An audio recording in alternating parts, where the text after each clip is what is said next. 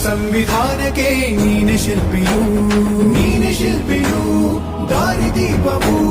ನೀನೆ ಕಲಿಸಿಕೊಟ್ಟೆ ಸಮಾನತೆಯನು ಏಕತೆಯನು ರಾಷ್ಟ್ರ ಸಂವಿಧಾನಕ್ಕೆ ನೀನೆ ಶಿಲ್ಪಿಯು ನೀನೆ ಕಲಿಸಿಕೊಟ್ಟೆ ಸಮಾನತೆಯನು ನಿನ್ನ ಲೇಖನಿಯ ಬರಹ ದೇಶ ಗರ್ಜನೆ ಒಂದು ಮಾತು ಕೂಡ ಭೀಮ ಗರ್ಜನೆ ನಾಯಕ ನೀನು ಭೀಮರ